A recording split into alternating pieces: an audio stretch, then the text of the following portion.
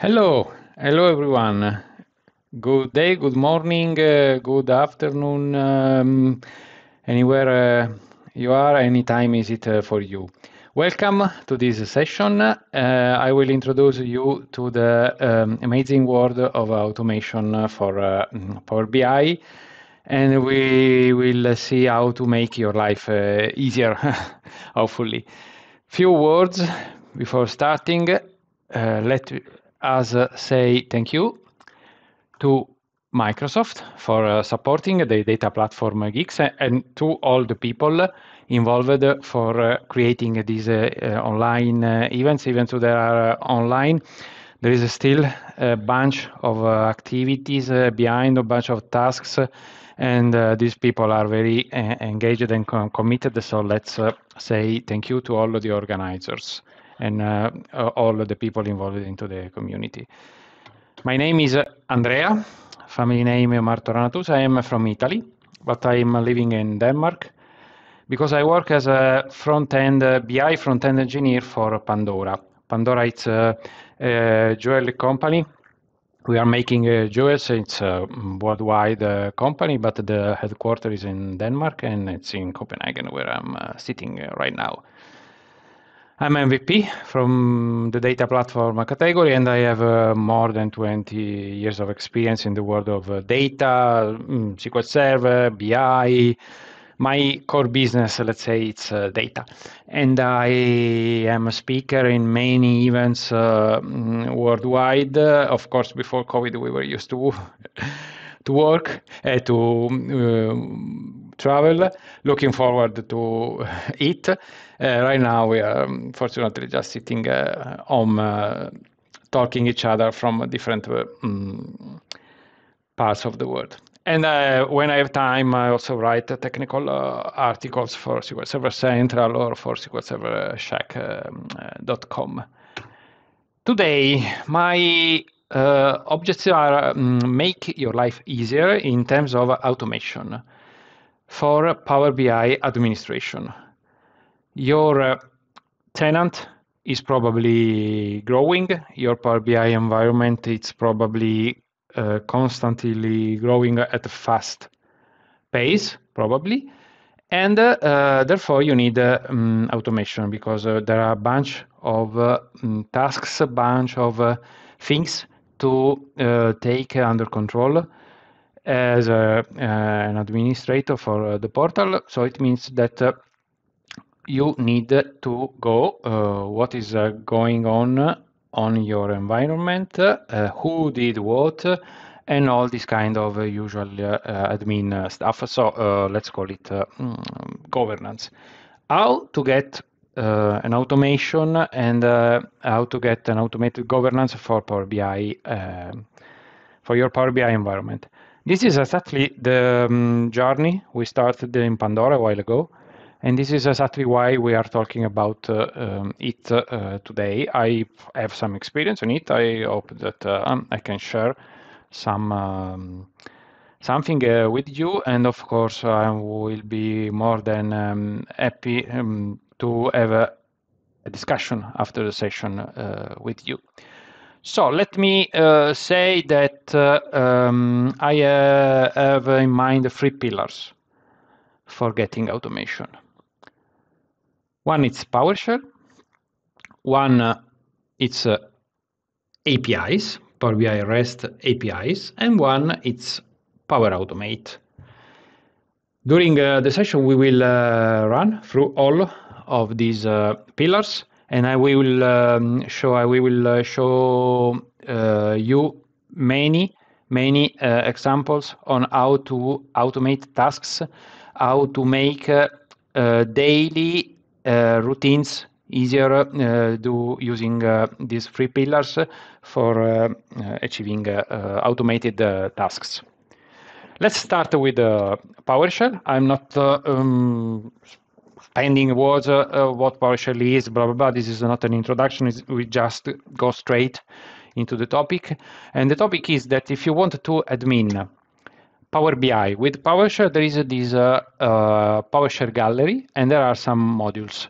So there are modules, specific modules for Power BI management through PowerShell, via PowerShell. You have the reference here of the URL, and if you go to this URL, you can see all the modules that are commonly used for Power BI governance. Take into account, and this is something that is it's valid for all the environments, all the pillars we are discussing. For some tasks, you must be Power BI admin. You must have the role of Power BI admin for your tenant. For instance, for Pandora, I am the admin for my tenant, so I can have the full overview of the full environment. For performing some tasks, for instance, all the commandlets that are lying here below admin module for Power BI, then you need the Power BI admin role. And this works for Flow, for Power Automate as well, and for the activity log, for instance, for most of the tools that we are going to explore today. So you have some modules and you can perform some activities using PowerShell. Let's start from the probably the most common, just getting the list of workspaces for your environment. I think this is something we all need to know, to review, to check, I will say, on a daily basis. So let's say I want to get the list of the workspaces from my for my environment. I am admin, so I can see everything. If you go on the Power BI admin portal online on powerbi.com, actually you can do it, because there is a page where you can download the list of your workspaces. Of course, this is something we don't want to do, I mean, daily or weekly or whatever. We want automation for that. And we can get it through different tools. I will show you how to get in PowerShell, but it can also be done using APIs. I also have examples for that. So let's say that if you want to get your workspaces list from your Power BI tenant, then you can run a PowerShell commandlet. There's a specific commandlet for that. And you can save your file, the output, wherever you want. Could be a simple CSV file, could be stored into a storage account or into a SQL Server, whatever you can think about, and then you can query. You can read your data through Power BI for building just a dashboard that gives you the overview of your environment. I tried to, of course, PowerShell can be scheduled, can be done whatever you want. I tried to look about the way to automate a PowerShell script via Power Automate to former flow. Unfortunately, I couldn't get it. Maybe if someone has I didn't find a way. If you have any experience on that, I will be really interested in knowing it, because I haven't found any way yet for getting this kind of automation. So for some tasks, I'm not afraid to say that we are still running a SQL Server agent job with a PowerShell script. So through SQL Server agent job, you can invoke a PowerShell script. Then for some activities, we are still running a SQL Server agent job. For some others, let's talk about it when we talk about the activity log. So common scenario, just give me the full list of workspaces for my environment, for my tenants. Another common scenario, give me the list of users. So for every workspace, just loop into and give me, iterate through the workspace and give me the list of all the users for that workspace, or for all the workspaces. Again, this can be done through PowerShell script, same flow, same path, And again, in this case, we are running it through a SQL Server Agent job. We are also doing it through a Power Automate flow. If you are interested in, after the session, I'm more than happy to show to you, but same output can be you can get it from Power Automate, and this is actually what we are doing. Okay, couple of demos.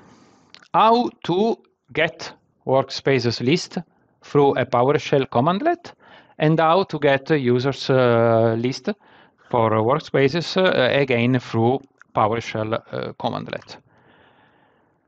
Let's go through the demo machine. This is a demo environment. It means that I'm paying it on my own. It's a virtual machine running on Azure, but there is my domain. I registered the domain. It means that I'm paying it from my own just for testing. So few data, fake data, no performances at all, because it's a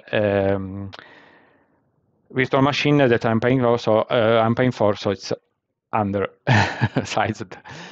That said, we have some data, we can use it. Of course, I cannot show you my company's data, real live data, but it's working again. So for PowerShell, you need to log in.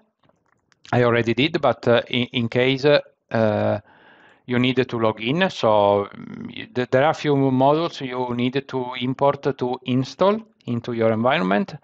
The Azure AD module, and then the PowerShell Power BI management module. As I showed you before here, no, sorry, it's here. There are some other modules. So here you have the list of all the modules. In this case, we are using the main module. It's the Microsoft Power BI management module. So you need to install these PowerShell modules. Okay, let's see. And then you need to connect. There are a few commandlets for connecting to Power BI, login Power BI, connect Power BI service account, something like that. And you need to log in. You need to be an admin if you want to get the most out of your environment. I already logged in, so these are few commandlets that I can run. In this case, I'm getting the list of the workspaces assigned to me, to my account, so no need for being an admin in this case. And this is the output. As you can see, I have for every workspace, I have the ID, and then I have the name, I have the type. Is it a workspace? Is it a group? It's read-only, it's orphaned, it's on dedicated capacity, and the capacity ID if the workspace is assigned to any capacity. This, by default, this commandlet retrieves the first 100 workspaces. If I want to see all the workspaces assigned to me, let's say I have plenty of workspaces, then I can run this workspace all, but the output is the same in this case because I have a few workspaces. Then, if you want to run this script as an admin, so you want to see all the workspaces in your environment, you need the Power BI admin role, as I mentioned before, and you need to run to broaden up the scope, so scope organization, and show me all the workspaces in my tenant. If I run the script, then you see the output is slightly different because I see all the workspaces. So I saw more workspaces, and I can also see the user who is owning, let's say, the workspace. So I have again the ID, the name, the type, and as you can see in this case, for instance, this is a personal workspace. So we have three types of workspaces. So mainly, we have for old groups. the former release, the firmware version for Workspaces. We have groups, the new experience for Workspaces, and we have personal Workspaces. Okay, so as you can see, in this case, I can get the list. As I mentioned, I can get the list of the workspaces if I go here.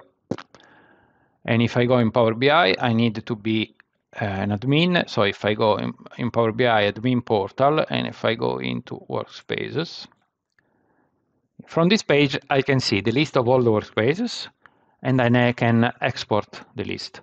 Of course, this is something that I don't want to do, especially if I need to do it quite often.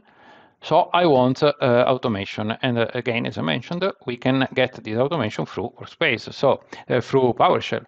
So if I go here and I write this export in CSV format, read all this script, read all my workspaces, get Power BI workspaces, then just take some attributes from the workspace.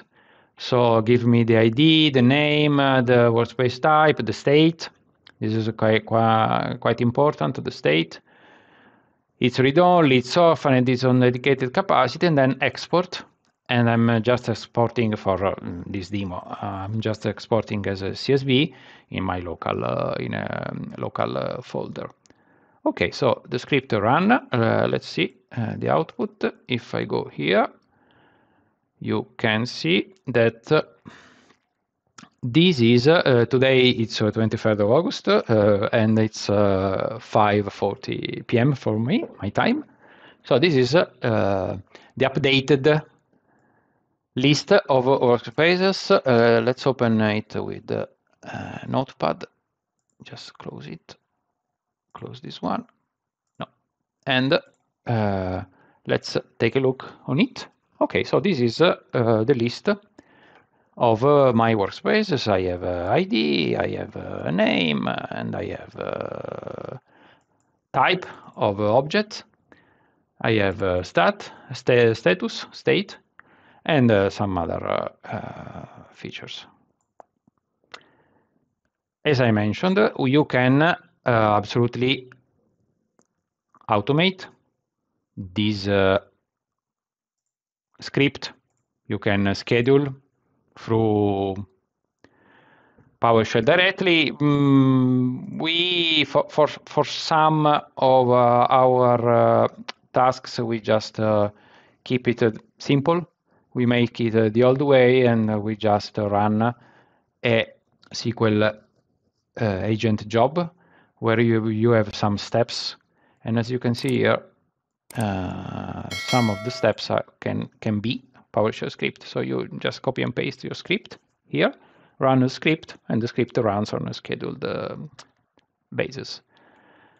For more complex and sensitive data, we are doing it in a different way. I will tell you in a minute. I cannot show you, unfortunately.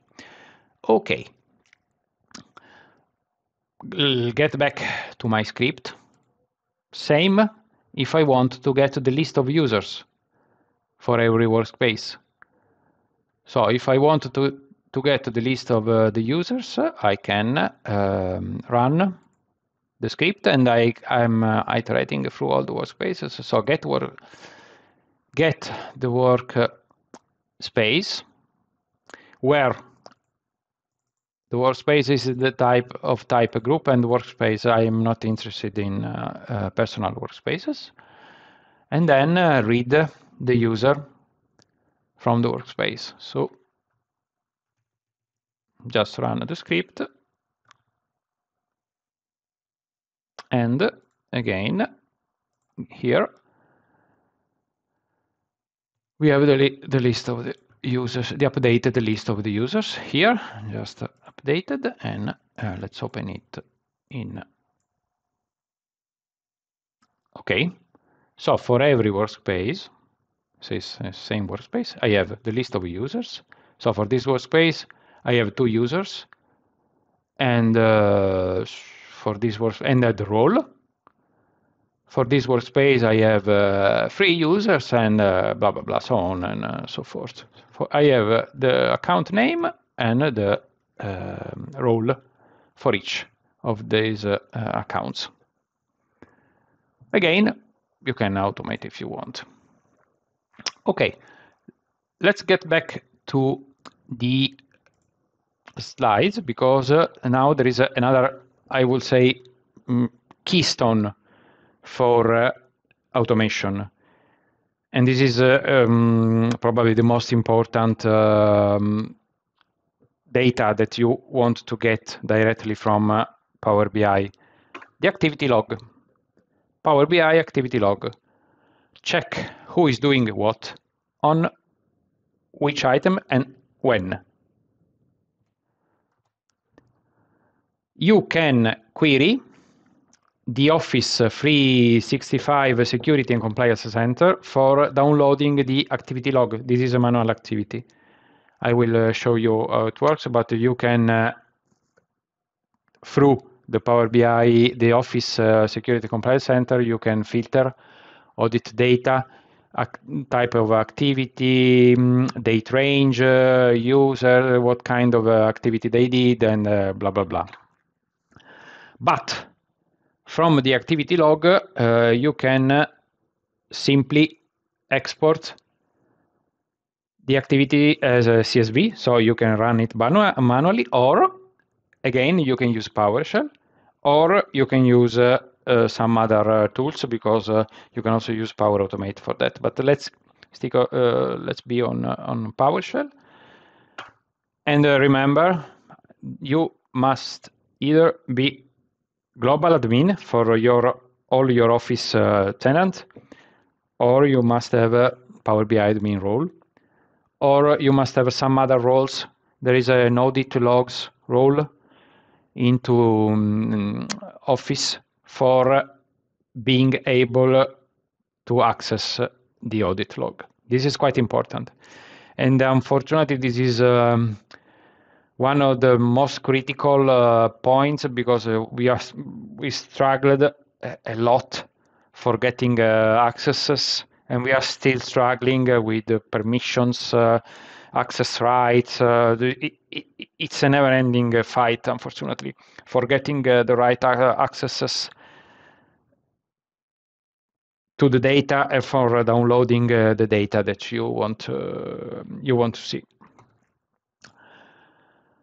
Once you finally get the activity log, this is what you see. You see a date, you see an IP address. So the call is coming from this IP address. You see the user account. You say the type of activity performed. It could be viewed Power BI dashboard, uploaded Power BI report, downloaded Power BI report, I don't know, added data set to a workspace, whatever. Every action is logged into your activity log. And then some other details, plus a JSON column where everything is stored inside. Standard, not standard, activities audited by Power BI. There are many of them. So again, could be analyzed Power BI dataset, Power BI report. It's an endless list. Of course, the most common are viewed Power BI report, viewed Power BI dashboard, maybe scheduled dataset refresh, something like that.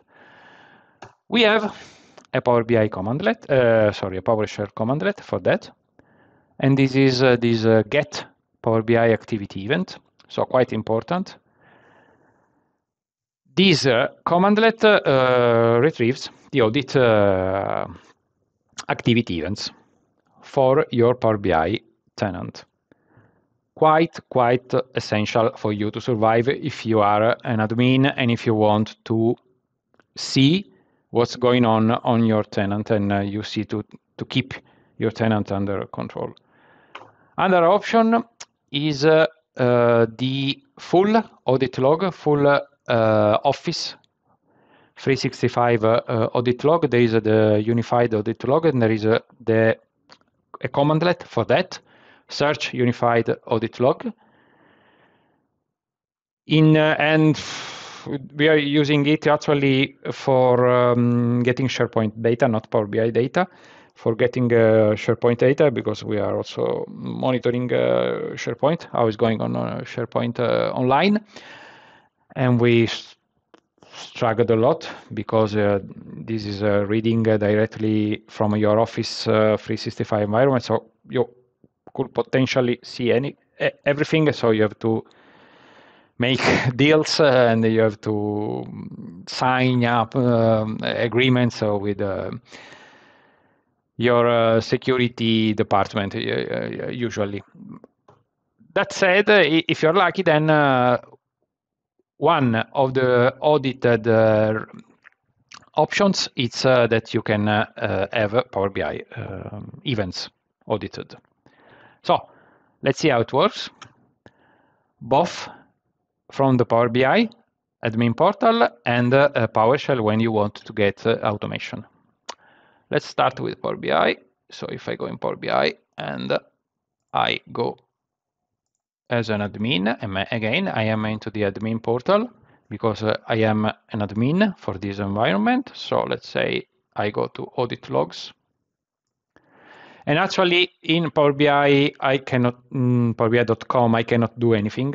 Anytime I'm redirected to the Microsoft Admin Center. And this is, again, an environment in constant evolution, I would say. So you are going here, but then they are saying to you, no, my dear, because now we have a new compliance center, so try out the new experience. Let's try out both experiences. This is the old style log. And if you go here and say, okay, show me Power BI, show me the Power BI activities, and this is tracking all the activities for your tenant. So very hard to get this access from security people. I got access finally, so I'm going and want to say Power BI activities. As you can see, plenty of Power BI activities, audited Power BI activities. You cannot select all of them. The log will tell to you, no, you cannot, you have to tighten up your filtering, your selection. So let's say I want to see who viewed the Power BI dashboards. I want to see who viewed the Power BI reports, who created Power BI datasets, if any, because I have a few log data in my tenant, of course, little activity. Okay, and that's it. So you can select the events, and then you go and say, okay, come on.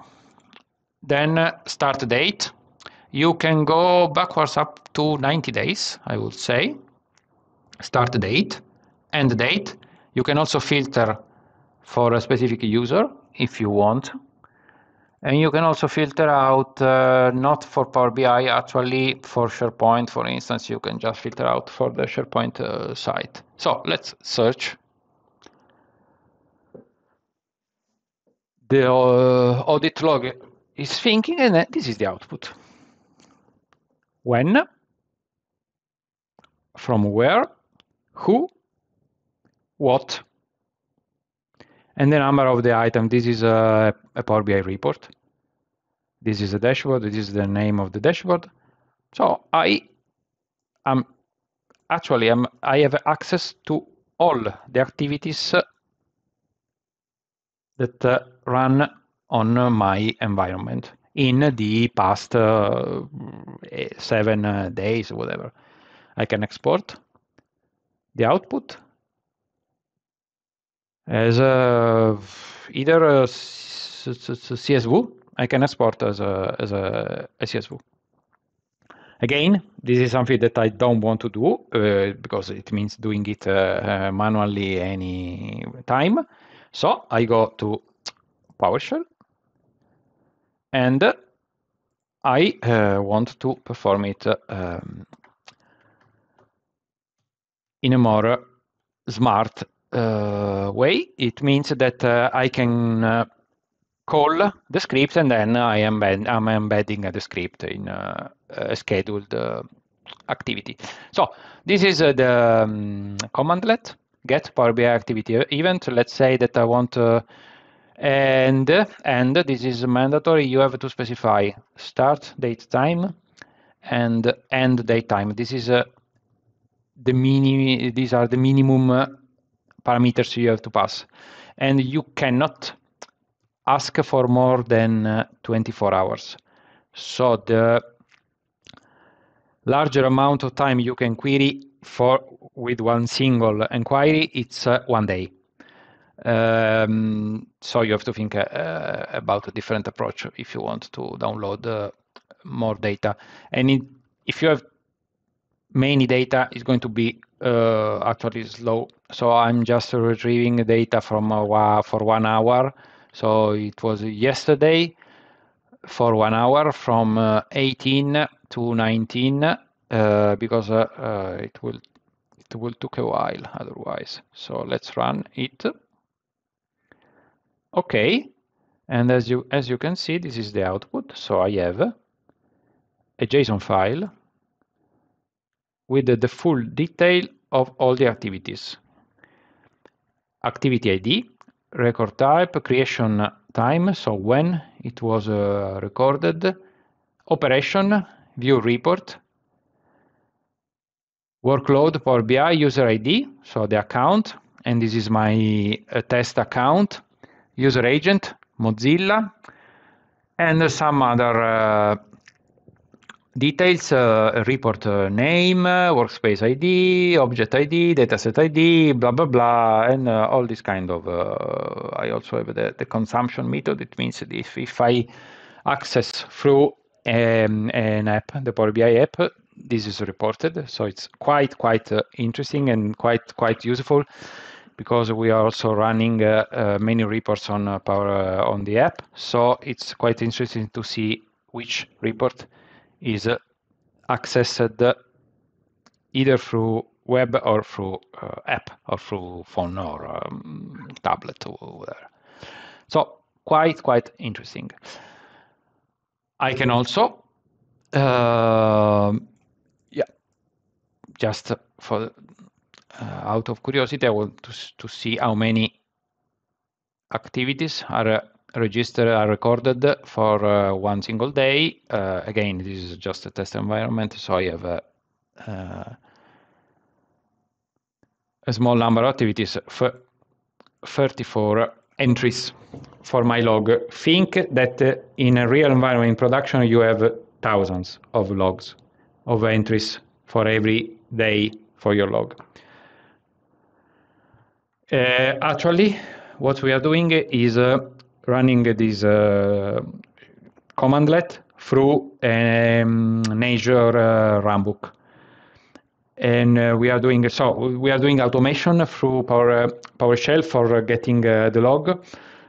Think we are running a couple of times a day because there are some limitations, and if you don't do it, then the data is going to be too many for one single run. So the risk is that is going to take hours for running. So this is why after some tests, fine-tuning, we are running now the script twice a day, and we are getting all of the activity log data, and we are talking about thousands of entries. I can also perform the same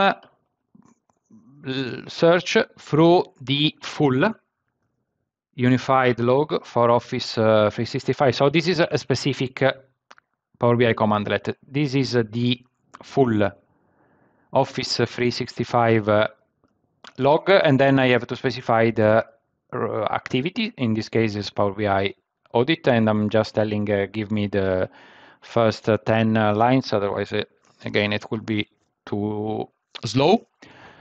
And this is what I'm getting. Again, the user, time of the registration for the activity, and the detail, all the activities. So view the Power BI report, whatever is tracked here. And I can also export as a CSV, and I can save as a CSV if you want this data. We are storing we are using a storage account in Azure for storing this data. But I think this is the most, for me, for my opinion, this is the most important tool, and this is the most important output that we need from Power BI. So the full list of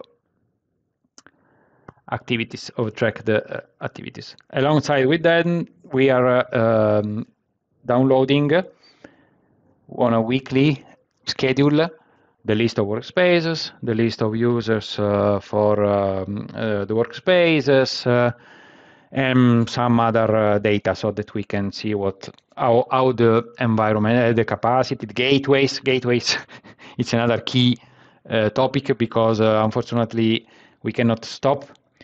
We cannot block users for creating gateways, so we need to monitor constantly the list of gateways, and then we are going to the users saying, okay, you are creating a gateway. Why are you creating a gateway? There are few gateways, so please just use one of them, and blah blah blah. So gateways is a critical topic, unfortunately. So we need to keep it under control, and we are using actually we are using Power Automate for doing it. I will show you later. Okay, that was about PowerShell. Let's move on the other topic. The other topic is about APIs. What are APIs? Power BI APIs provide you a service endpoint for embedding, administrations, and user resources. If you go on the Microsoft official documentation, this is the site where you can see all the Power BI REST APIs. Exactly, this is, and you have the reference to the document into the slides. What can you do with APIs?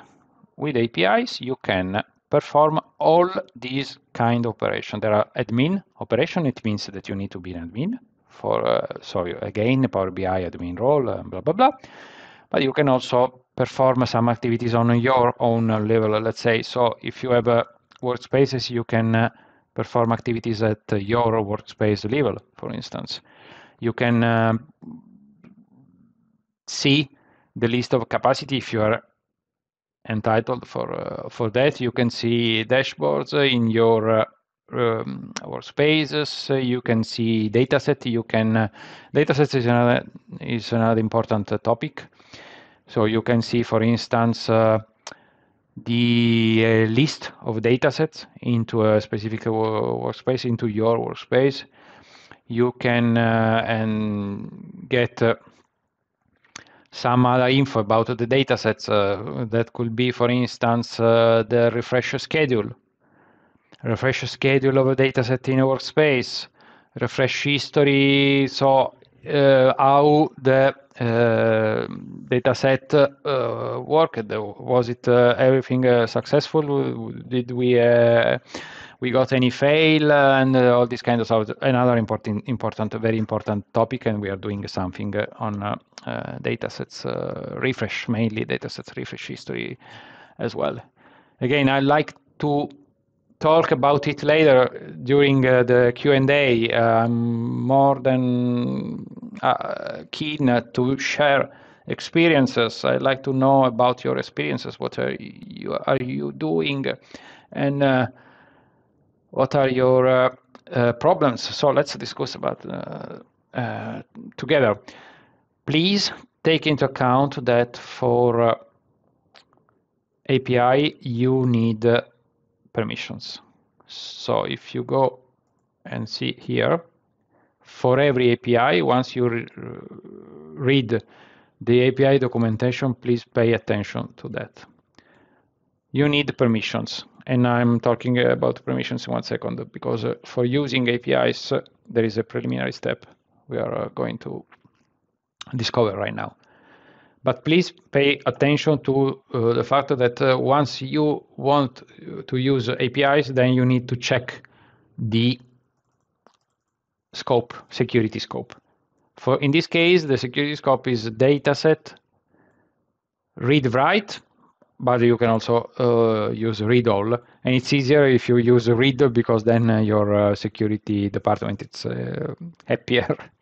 And this is what we are doing. Usually we read, we simply read. Sometimes we also write, but we try to limit it as much as possible. Okay, so the standard Power BI API format, it's made by the Power BI, the API call, and then the version, and then my.org. My.org is a standard, and then you have the API area, let's say. So datasets, gateways. So for instance, in this case, we are triggering a dataset refresh. So just pass the dataset ID and then refresh the dataset.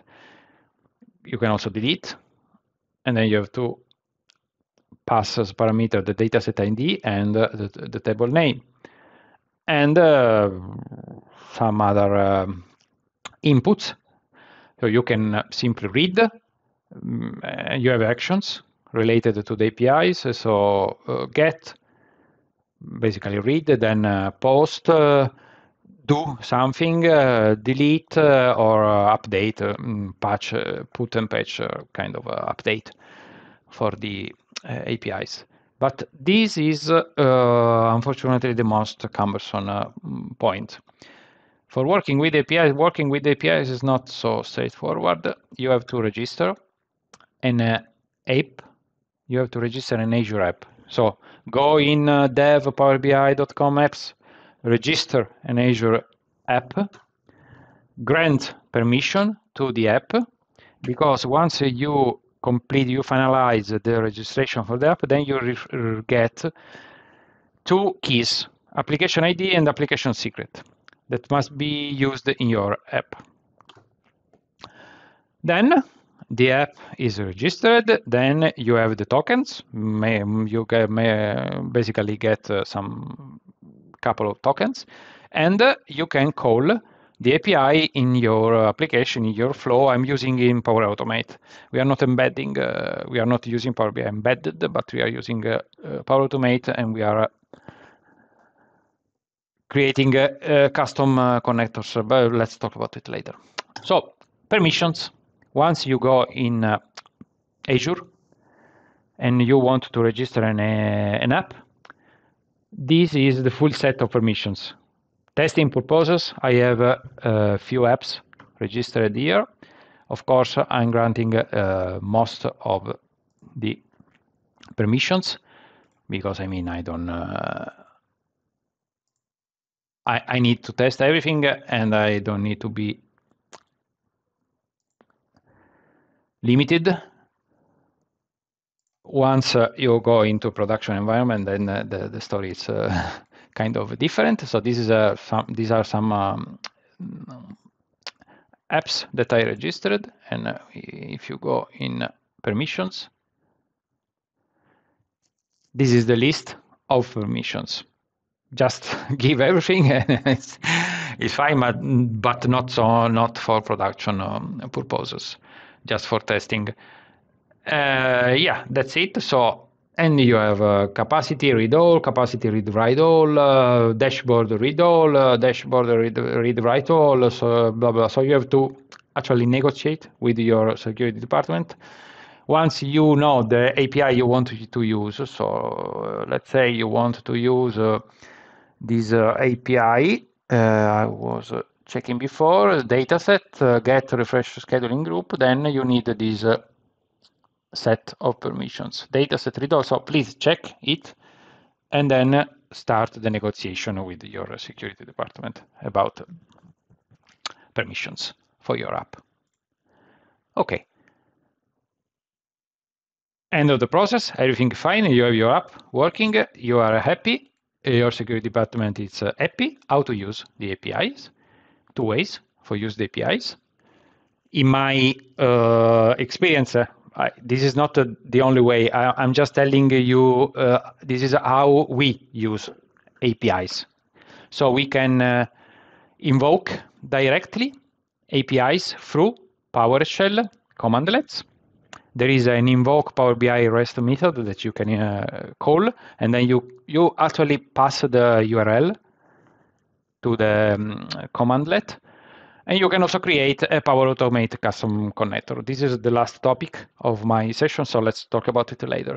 You can create this custom connector and then calling all the APIs directly from Power Automate. Let's talk about it later.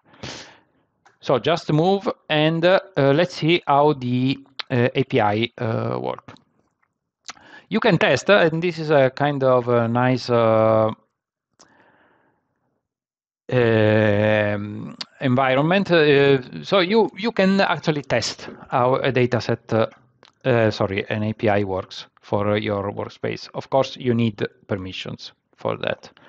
But it means that if you go here and if you go on REST APIs, so you are here, you are going to read the documentation, and you want to say, okay, let's see how it works, this API. If you click here on try it, yeah, let me log off because I was already logged in. So let's see if I need to log off. Sign out. Okay, let's try again.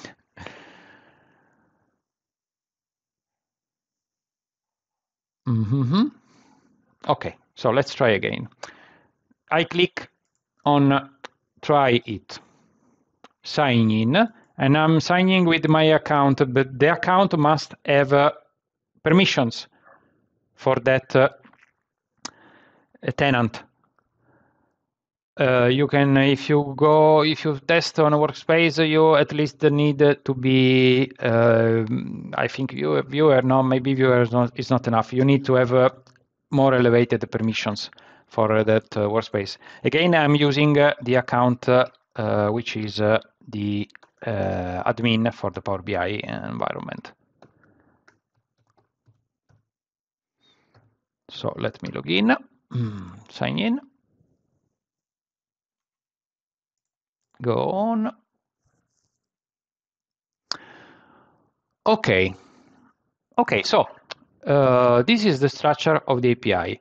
API powerbi.com version 1.0, my org, groups, and then I need to pass two parameters, group ID and dataset ID, because I want to see the history of the dataset refresh. Let's take a step back, because the dataset that I want to see is this one. So it's called gateway test, and I have a dataset called Power BI, no, gateway test. Okay, so settings. And if I check the history for this dataset, there is a scheduled refresh somewhere. So there's a scheduled refresh, okay, every 3 hours, fine.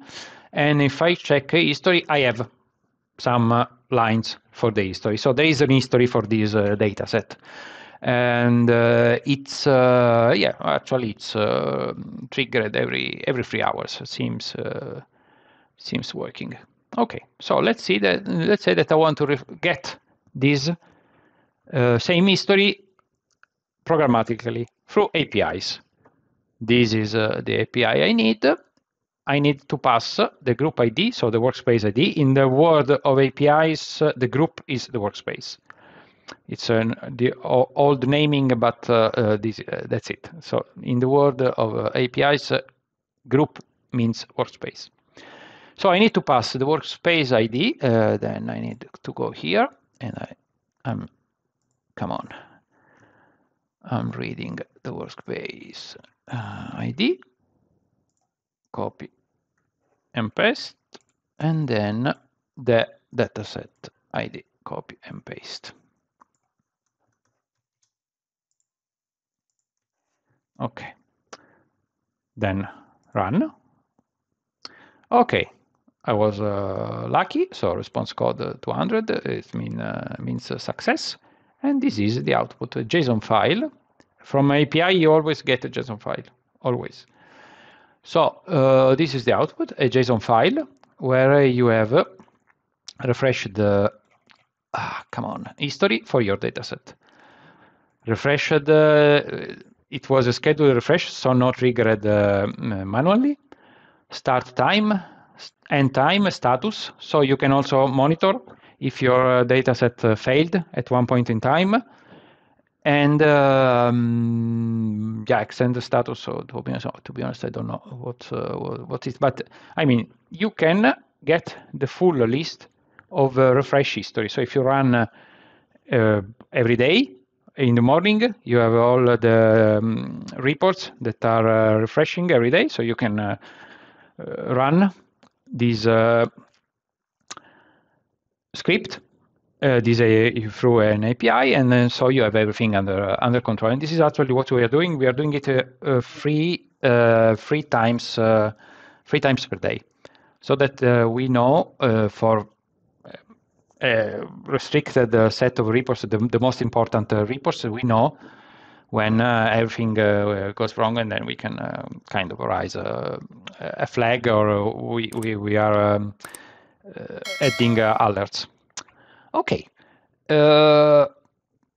This is how the API works. You can get the same in PowerShell, we said, because you can run invoke a URL.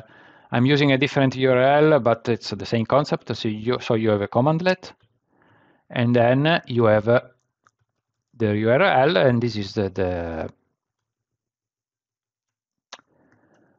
API that I'm running. And I'm telling to PowerShell, give me the list of gateways. Again, sensitive, very sensitive topic. So give me the full list of the gateways into my environment. In my case, I have just one only, one gateway. And this is the name of the gateway. This is the name of my gateway. And I have just one gateway, because this is a test environment. In our production environment, we have quite many of them, and this is a constant fight against the creation of new gateways. Okay, so I can get, and I can also export. Again, I'm passing the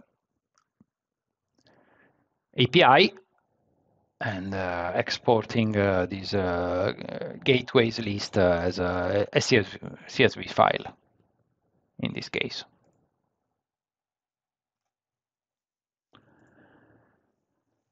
Fine. That was the topic about APIs. Let's move on the third pillar. So right now we browsed through two pillars, PowerShell and APIs. Now the third pillar, it's a Power Automate. And again, I'm not explaining what Power Automate is, just saying that in Power Automate, you already have some templates for automation with Power BI. So there are some standard templates that you can use for automation with Power BI, and I'm using one of them, actually. So,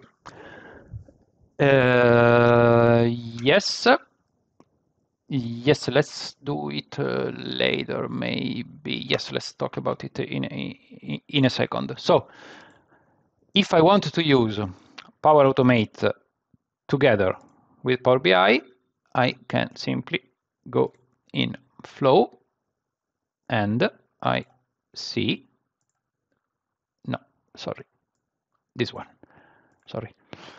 Okay, I'm going here, and if I go and I search for templates, come on.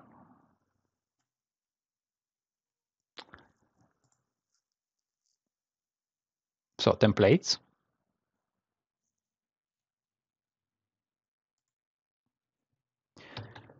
Power BI. Yeah, these are some of the existing templates for Power BI. What we are doing is that we are using a refresh, a triggered refresh. Now there is a standard flow component for triggering Power BI dataset refresh. This is quite important. At least it was quite important for us. It means that we are running something on SQL Server, jobs on SQL Server, data load on SQL Server. After that, we want to trigger the Power BI refresh. Many possible solutions. For some other cases, we are also doing it through Azure and Data Factory. But in some cases, we are actually scheduling a flow. Not scheduling, triggering a flow, a Power Automate flow. So the last step of our job, it's inserting a fake, a dummy row into a table. The table, the action of inserting a new row into SQL Server triggers Power Automate, and Power Automate refreshes the flow. I have another example, because again, I cannot show you our data, but I have another example. It's based on SharePoint list. So once you update a SharePoint list, the second step is triggering a Power BI dataset refresh. So let's move on the example for getting the SharePoint list updated. Then SharePoint, this one. Okay, so this is my list. This is a SharePoint list. And every time a new row is added to this list, Power BI is triggered. There's a Power Automate that triggers a Power BI dataset refresh. How it works? This is the way it works. If you go in Power Automate, you have items. So this is the SharePoint related action. When an item is created in SharePoint, then do what? Refresh the dataset, because if you add a new step here, just for showing you, so you want to add a new step, and then you say Power BI.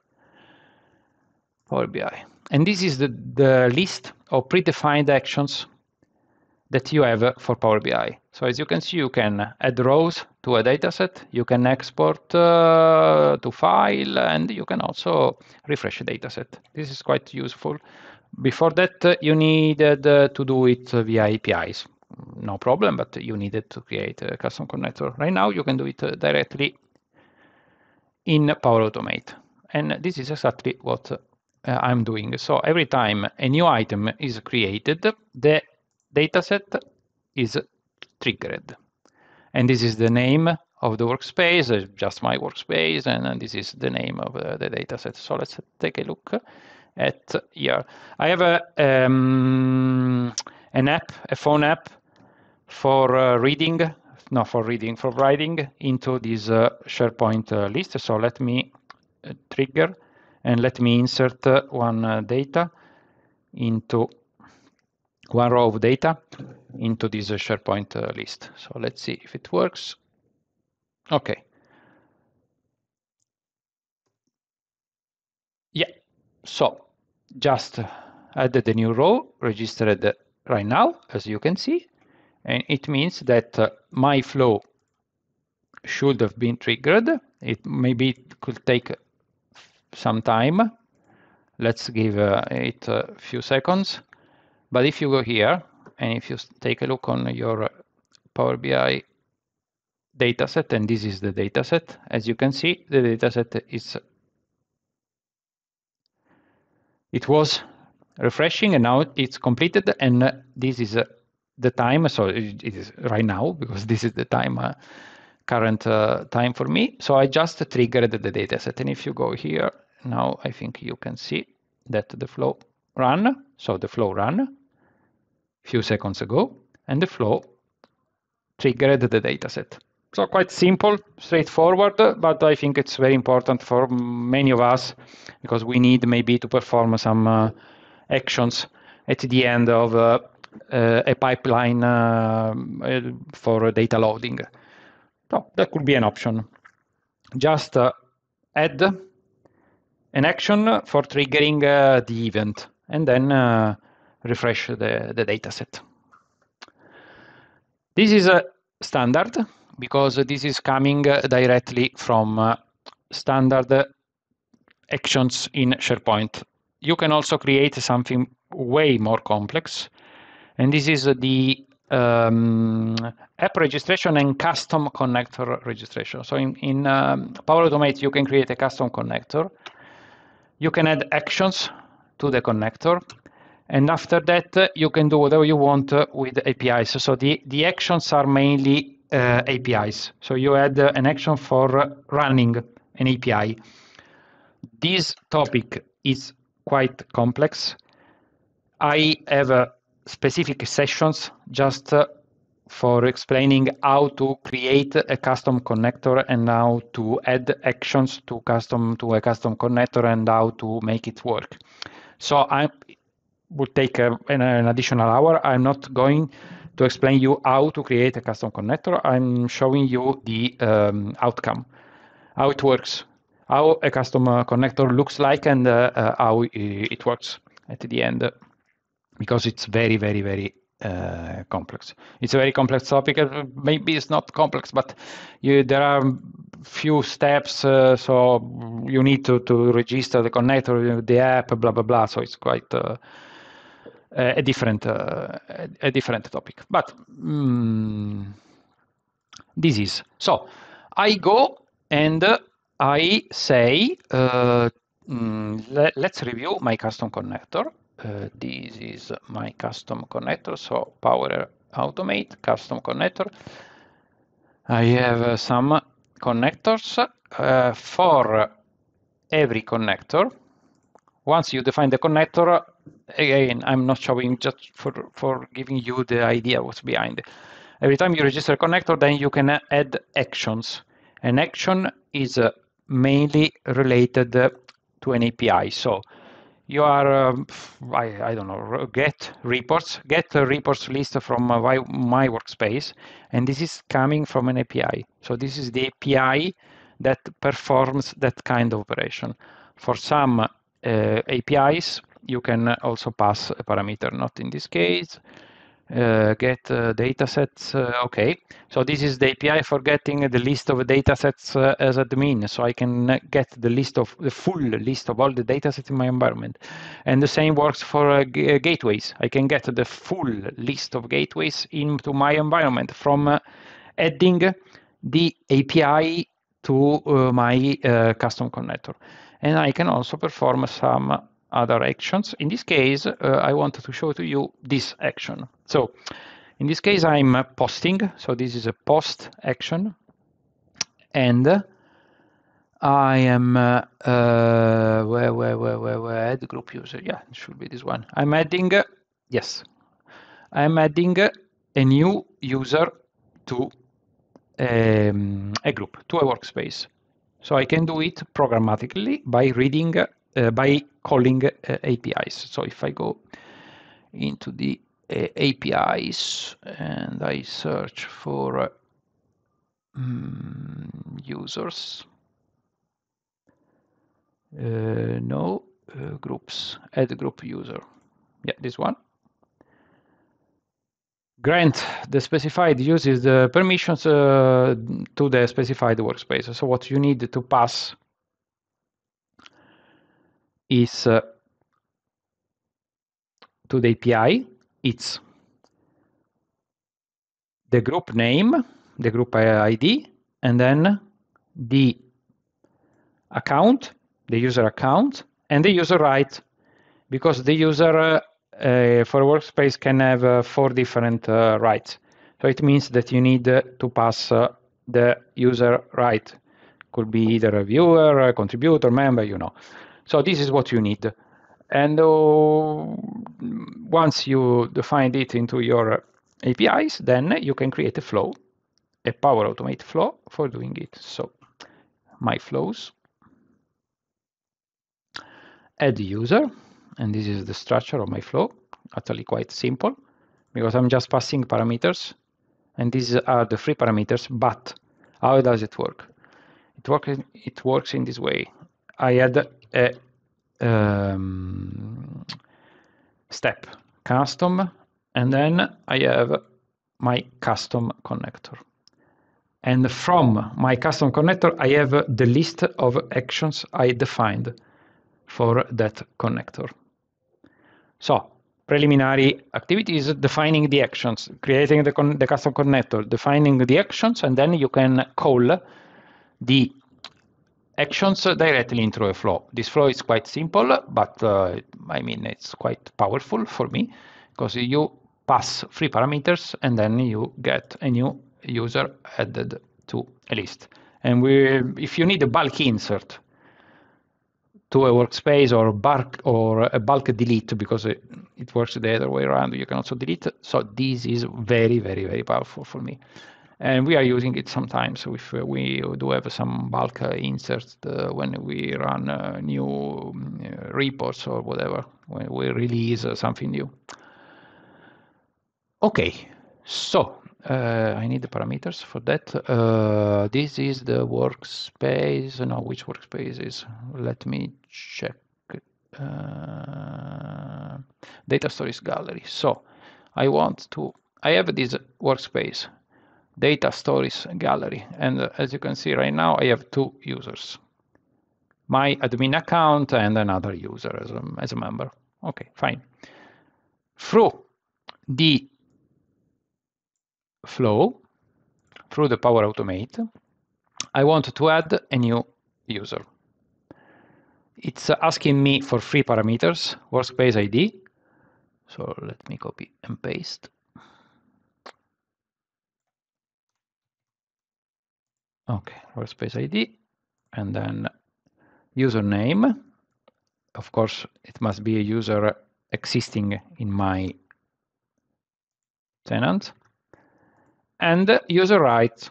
So again, could be viewer, admin, blah, blah, blah. Let's run the flow. Done. Okay, let's see. The flow is running, succeeded. So if I go, if I go here into my workspace and I refresh the workspace,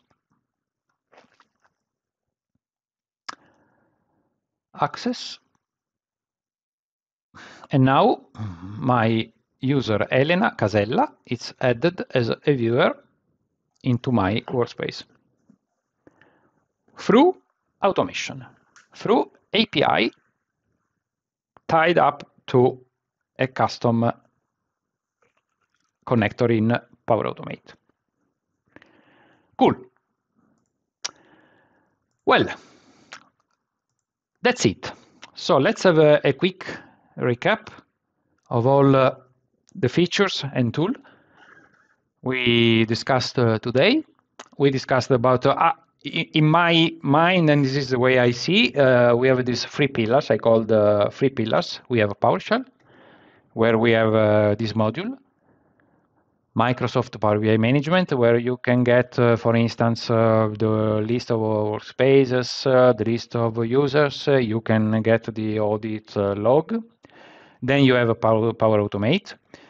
You build a custom connector in Power Automate, and you do whatever you want. Basically, all the APIs can be run directly through the custom connector, but you can also have existing templates. So right now they are quite limited. I assume they will grow. The number will grow in the future. I don't know, but anyway, you can do something right now. So you can add refresh, trigger your dataset refresh, for instance. In Power Automate, for me, there's no way for executing a PowerShell script. I'm more than happy to be done wrong, and you have the REST API. You need to register an Azure app, and after that, you can handle whatever you want through either Power Automate or PowerShell, or whatever is needed. That concludes my session. I wish to say you grazie. Thank you for listening, for watching. I hope it was interesting for you. Feel free to get in touch with me. These are my contacts. I'm more than happy to have further discussions with you. And remember that you can win prizes for this awesome conference. Thank you all. I wish you a good conference.